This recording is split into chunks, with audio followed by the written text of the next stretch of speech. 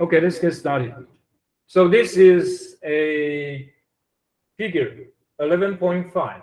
This tells us that marginal revenue is equal to P times 1 minus 1 over absolute value of price elasticity of demand. And from here, you can tell that if the price elasticity of demand is greater than 1, okay, then marginal revenue is positive. And if price elasticity of demand is equal to 1, then the marginal revenue is equal to 0. And if if the price elasticity of demand is less than 1, marginal revenue will be less than 0. So in this case, you can see this is a demand curve, right? The dark blue line, this is the demand curve. So the point to sell in this market is above the midpoint of the demand curve. Okay, so we're going to check it later. So we mentioned before, so this monopolist, how it's going to determine the production level to maximize its profit. So here is the marginal revenue. So the marginal revenue is the, hold on.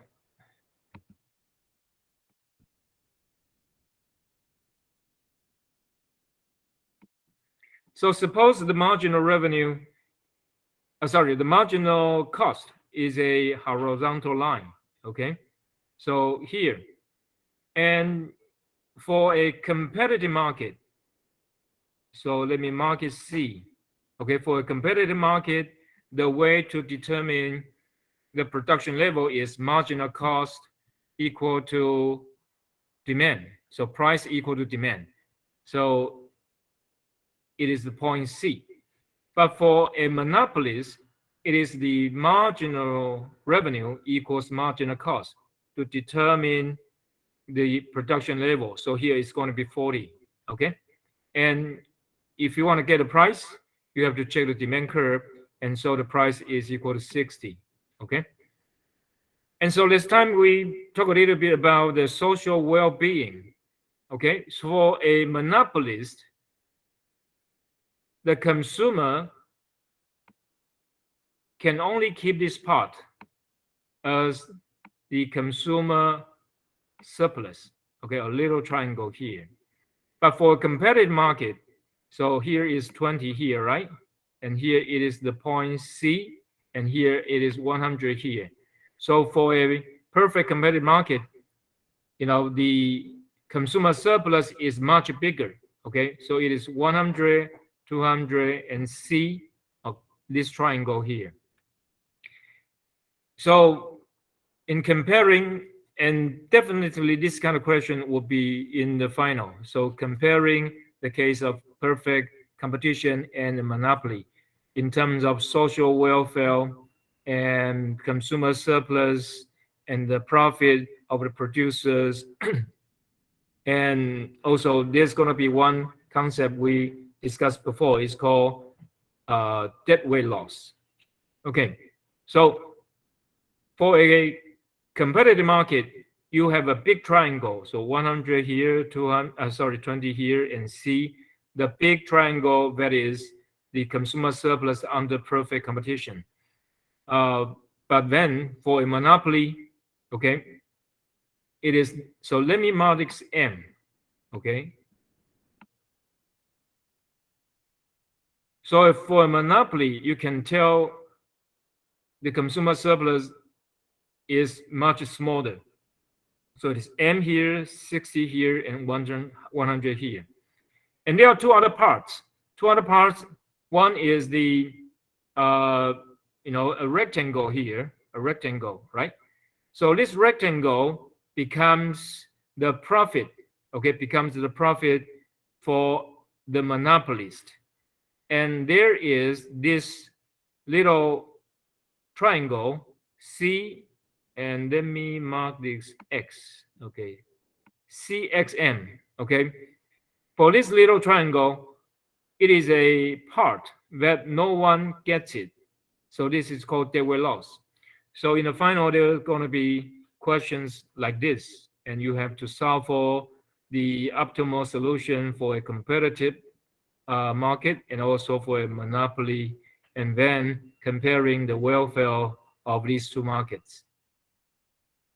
Okay, so we mentioned this before.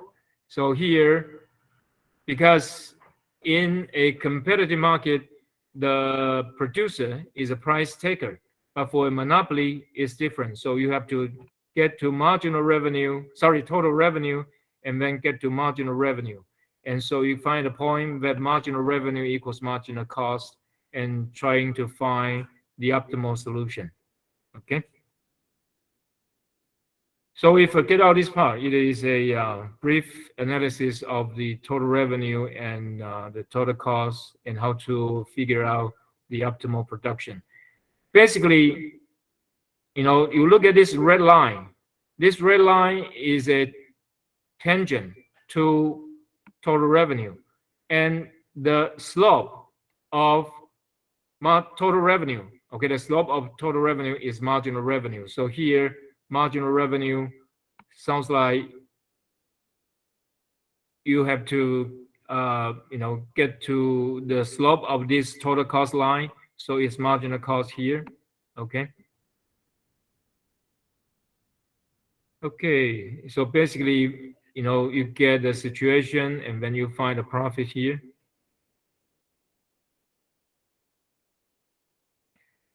So in the short run, there is a chance it may have a loss. Okay. If there's a loss, of course, the monopolist has to consider, how to adjust for the production and trying to figure out a way to make a profit. If it cannot make a profit in the long run, it of course will drop out of the market.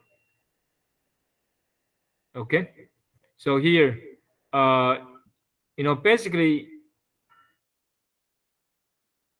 you have a situation that, because this is a monopoly and the demand curve, okay, the demand curve is downward sloping. So because of that, the production is not quite efficient, okay? So we need to check the book. Everyone have a book? We need to check a book. Let me turn to,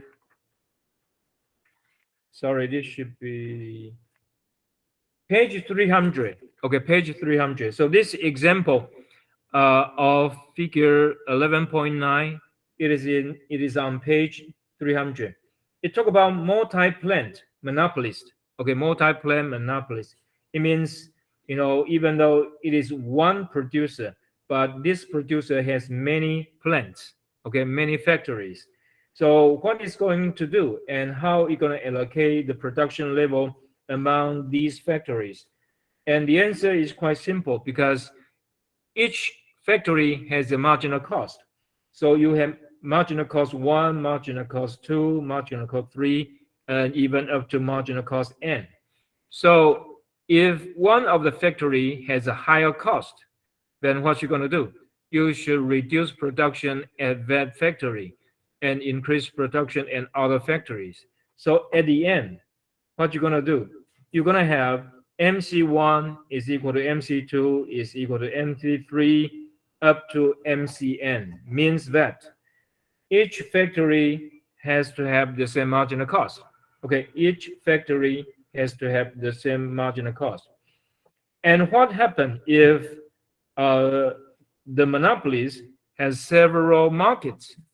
And that will be the same thing, because if you have marginal revenue higher in market 1, then you should sell more in market 1. And if you have marginal revenue lower at market 3, then you should reduce sell there. And so it is what we call arbitrage, arbitrage, arbitrage. If you get a market that is higher, you should sell more there. And in the market that marginal revenue that's lower, you should reduce sell there. So at the end, what you're going to do? you're going to have marginal MC1 equal MC2 equal MC3 up to MCN and equals to MR1, MR2 up to MRM. Okay, so you have all the markets with the same marginal revenue and all the factories with the same marginal cost. For 11.9, okay, for figure 11.9 is a little bit specific. If you check the book on page 300, so you have a you have a demand curve that is P equal to 100 minus 1/2 of Q, okay?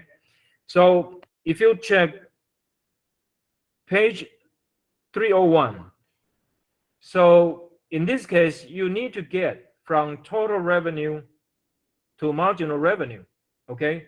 So total revenue is equal to P times Q.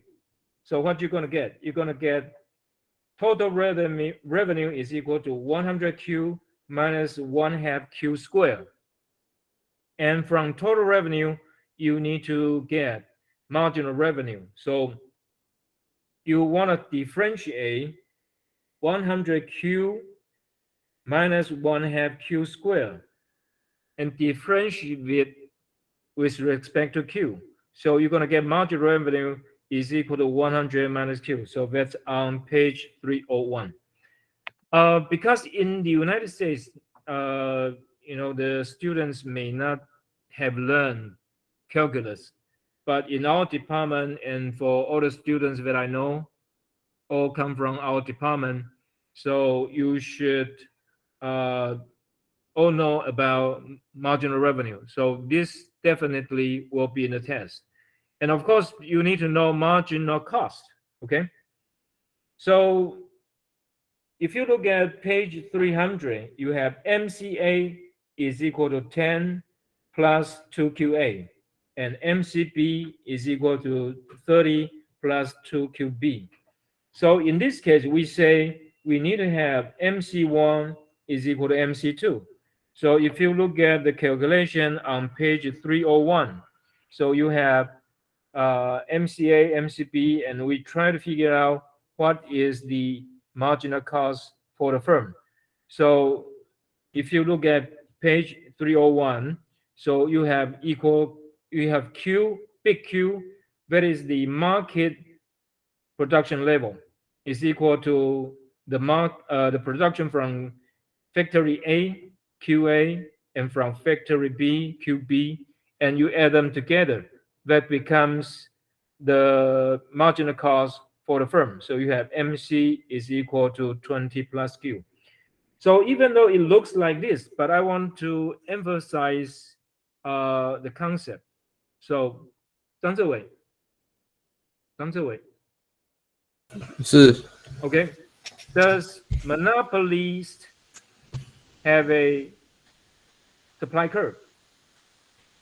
Does a monopolist have a supply curve? Yes or no? 有啊。 Are you sure? 哎， So for a competitive firm, we all know that, right? The supply curve for a competitive firm is the marginal cost, is the section of marginal cost that is above the intersection of MC and AC. Okay, so that is the supply curve of a competitive firm. But what about a monopolist?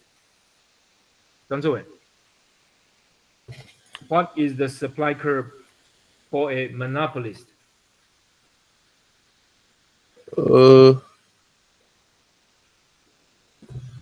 这样想一下哦，好像没有，是不是？ My question to you. 没有。 Okay, this is very important. That's the reason I want to emphasize. Okay, if you check page 302, actually we mentioned this briefly. A monopolist does not have a supply curve.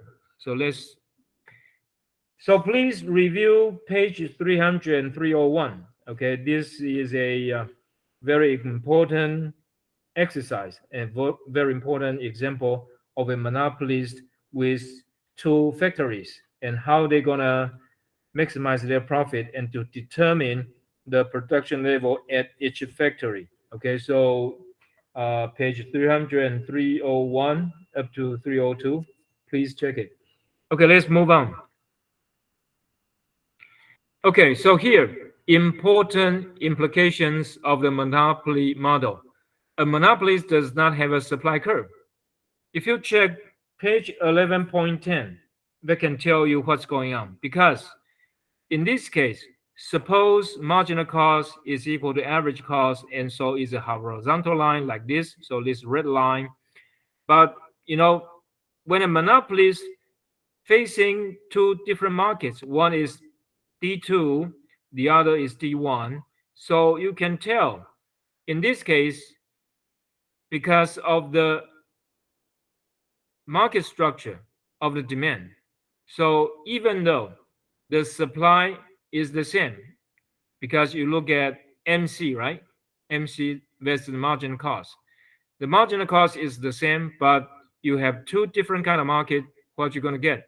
You get two different kind of production level and price. So you can see when we say supply actually is a function. So you have a price and then you get a quantity, or you get a quantity, you get a price. But here, you get a quantity here, okay, you get a price here, but then you get another quantity, okay, but you see, you have actually the same marginal cost, but the production level and the price is different. So because of that, a monopolist does not have a supply curve. Okay, so that's very important here. Okay, the second part, if you check page 302 on the textbook, no profit maximizing monopolist will ever charge a price where demand is inelastic. So if demand is inelastic, it means that price elasticity of demand is less than 1. And that's the first point I told you at the beginning of this class. Okay. And the third point, okay, an increase in demand may not increase price. Okay, increase in demand may not increase in price, because when we talk about the market, supply and demand, right? Increase in demand, price going to go up, production level going to go up. But for monopolies, is not necessarily the case. For example, let us check figure 11.10 again. So for demand curve D1, actually this is much smaller, right? This is much smaller. But you have demand curve D2, this is actually much higher. So what you're going to get? Actually, the monopolists charge a higher price when the market is smaller, and a lower price when the market is bigger. So when we talk about price discrimination, we're going to talk about this again. Okay, let's move on. So page 304 is the measure of Lerner index. So this is a measure of the market power. The higher of Lerner index means the higher the monopoly's power. And so this is range from 0 to 1, okay? So if the marginal cost is 0, okay, if the marginal cost is 0, right? So then what you get? You get this person, okay, this producer actually can get all of it, okay, from the consumer, okay? But suppose MC is equal to P, right? So that's what we say. For a competitive firm, price is equal to marginal cost. If that is the case, then you know that it has no monopoly power, okay? Have no power to charge a different price. So the Lerner index ranges from 0 to 1. And let's continue to see, page 305, you have 11.2 application talking about the monopoly power of some products. Okay, let's move on. So automobiles. But the question here is that, as you can tell, the study is pretty old because now we are in 2020, right? Sorry, 20.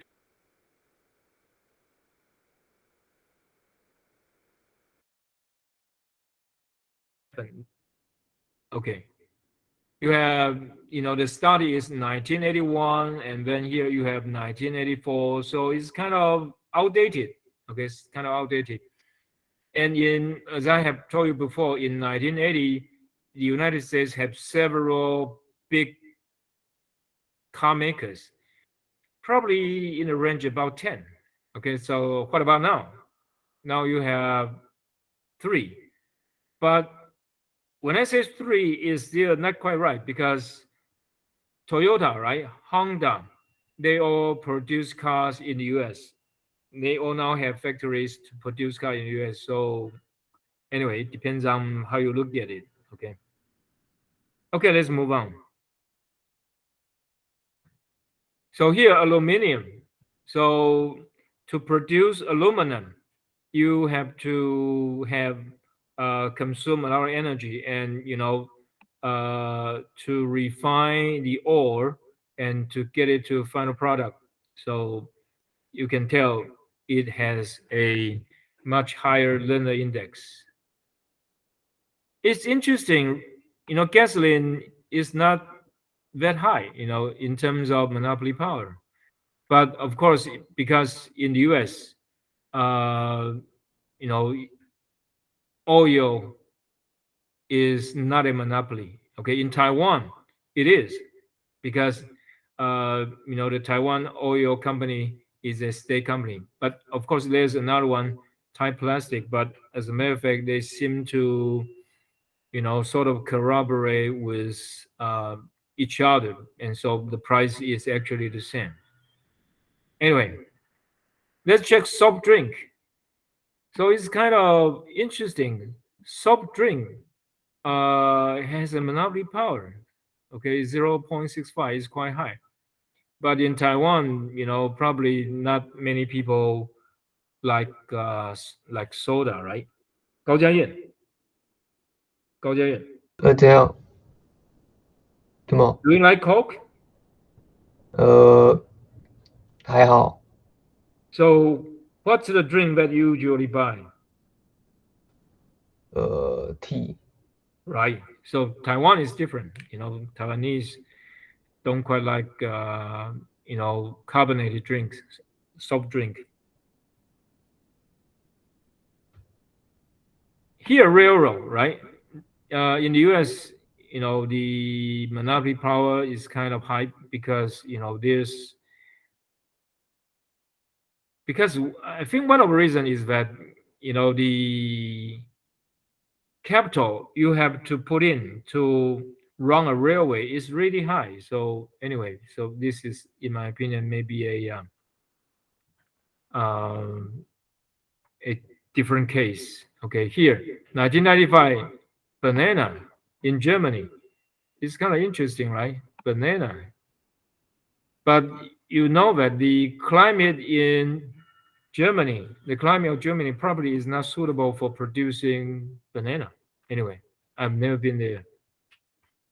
Okay, trucking. Okay, trucking. So when trucking is under regulation, so the monopoly power is higher, it's deregulated, then it's lower. Just like taxi, right?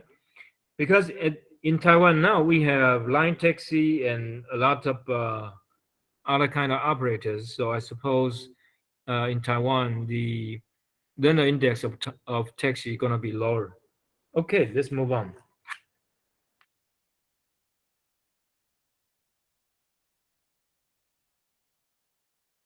Okay, so this is the part I emphasize. So this is gonna be in the final exam, but of course the question gonna be not as complicated as here. Okay, so let's imagine that this is a perfect competition. So if it is perfect competition, so you have supplies equal to demand. That's the way to determine the production level. So you have QSO here.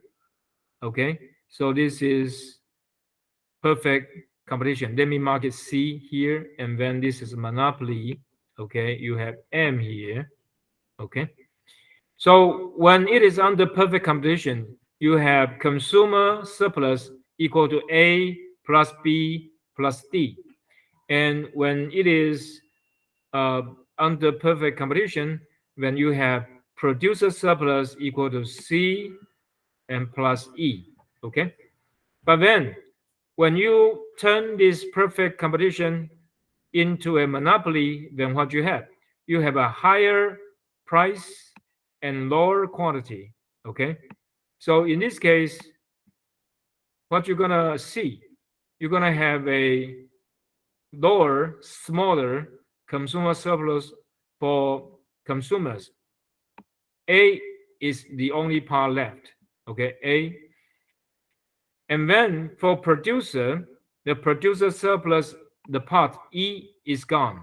Okay, so D plus E, the area of D plus E, that is we call deadweight loss. So this little triangle, okay, so triangle D plus triangle E, these two parts are deadweight loss because consumer doesn't get it and producer doesn't get it either.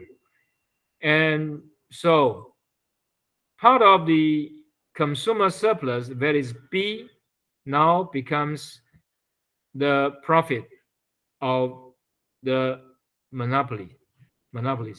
Okay. So as I say and emphasize again, this kind of question will be in the final. Okay, so this is the profit loss of an inefficient monopolist. So because there are two firms, two kind of situation. One is 20 and one is 25, right? So you can tell in this case, you have a producer, suppose is not quite efficient, then what you're going to get? You're going to get even higher price. Okay. For an efficient one, you get the production level 40, okay, and the price 60, okay. And so if for whatever reason, the marginal cost of the monopoly now gets to higher, then of course they're going to charge you a higher price, okay, and produce at a lower quantity. So this is not quite good.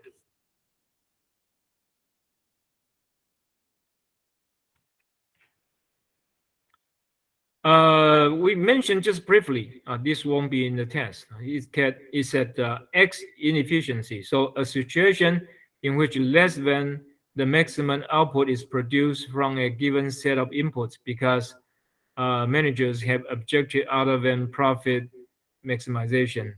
As I've told you, the example that I gave you, if you remember, is one Kmart and one Walmart. Okay, in a city, there are two retailers, one Kmart and one Walmart, and they both compete with each other. But Walmart is a much bigger company, so because of that, they are able to lower down their costs with a better economy of scale. But when Kmart was squeezed out of the market, they tend to get back to a higher price. The second part is on economic rent.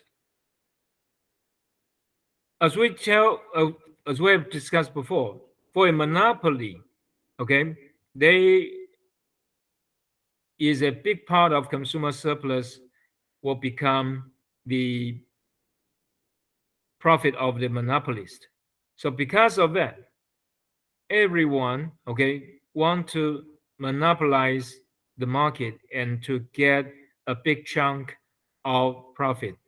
But to get that profit, you need to, set a barrier to the market, so you don't want other people to compete with you.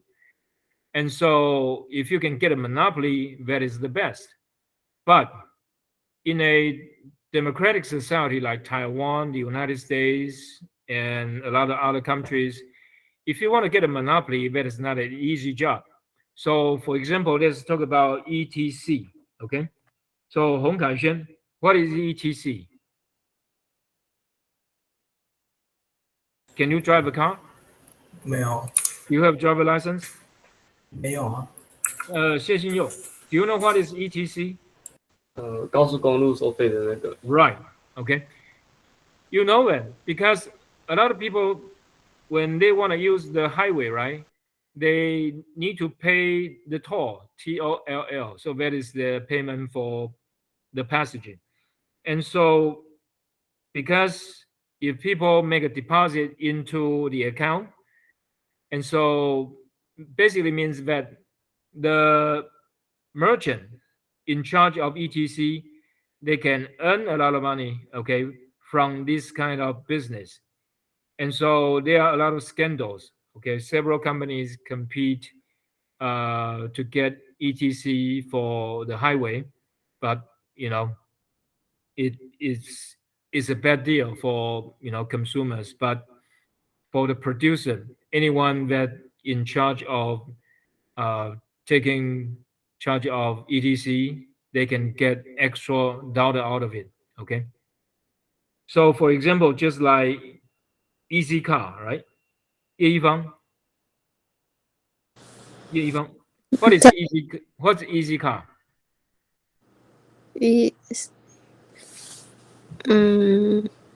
You must have used, if you go to Taipei, use the subway, you need to have Easy Car.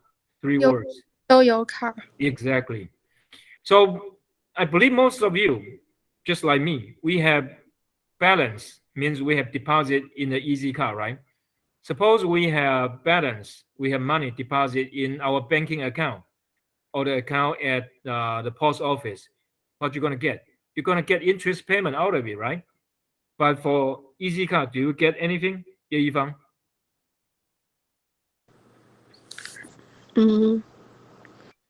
买东西 Right. I mean, suppose you have balance like $200, $300 at Easy Car. Do you get any interest payment out of it?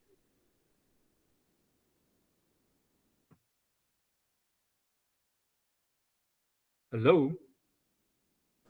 No No. But does the company, okay, in charge of issuing Easy Card, can they use the money? Of course they can. So just like in Kaohsiung, what do we use? Wang Ziqi, in Kaohsiung, what do we use? Hello, Wang Ziqi. In Kaohsiung, what kind of card do we use? 一卡通 Right. So that's the same thing, right? We have balance there, means we have money deposit in one pass, but we don't get any interest payment out of it. So that's the same thing with ETC.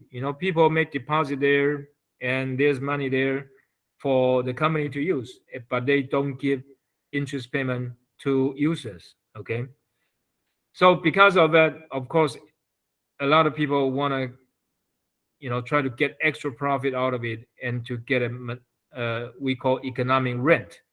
Economic rent, basically the rent, this word rent means you get something more than you deserve. Okay, so that's the profit you're going to get higher than your marginal cost. So a lot of companies want to do that. So for example, you have Disneyland, right? And there are a lot of patents for Disneyland, like Mickey Mouse, Snow White, and also you have Elsa, right? 幼儿园那 here. 陈希才, who's Elsa? 不知道。 Elsa, you don't know that? Anna. 老师我在。 Anna and Elsa. So you are here? 嘿，是 So who's Anna and Elsa? 不知道。 Let it go. 哦， Let 知 it 道， go. 冰雪奇缘。 Right. So who can produce it? Only Disneyland. So because of it, this is the same thing as a monopoly. But it's the right way to get their monopoly because they invented the figure, right? So it's their movie characters. But sometimes it's not necessarily a good way. So for example, Thai plastic. Okay, Huang Xiuhui. What's Thai plastic? 可以再王秋慧讲一次吗？ Thai plastic. What's plastic? 塑胶吗？ Exactly. So just the same thing like steel company. There's one big steel company in Taiwan, right? Oh, Zhonggang. And you have one super big plastic producer. That's Thai plastic. Because they are the single biggest producer. And so they sort of can get economic rent out of it. But there's not much you can deal with it. Okay. But of course, government can set a way, okay, to regulate the market. Okay. So later on we're going to deal with that. Okay.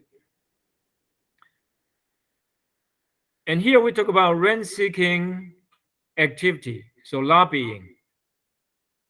卢佑祥, what's lobbying? 卢佑祥 not here? Okay, 金正岛. What's lobbying? What is lobbying?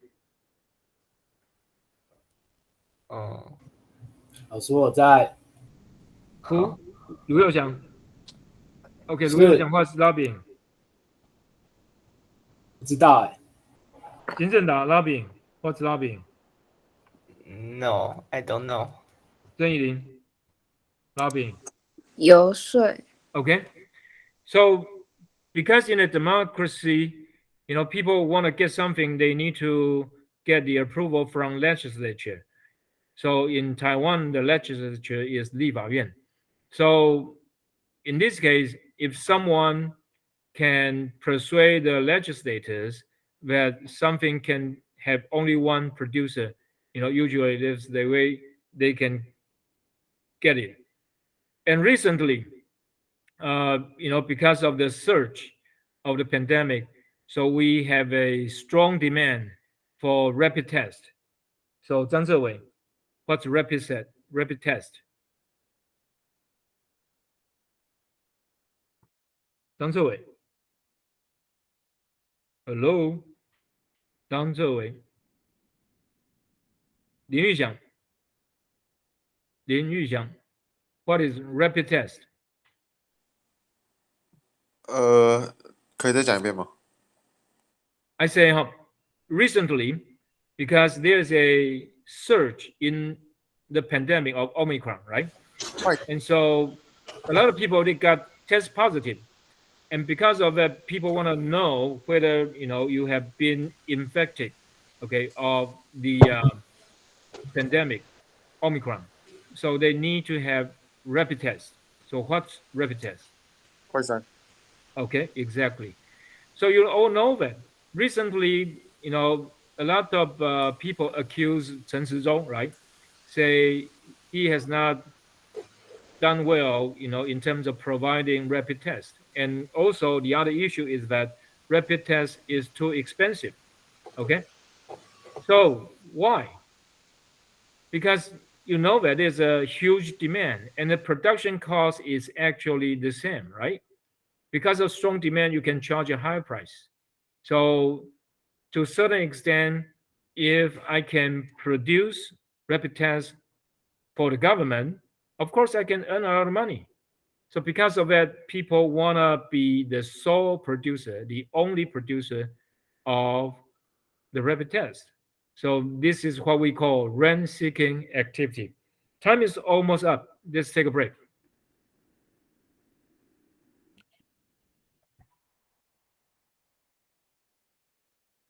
老师，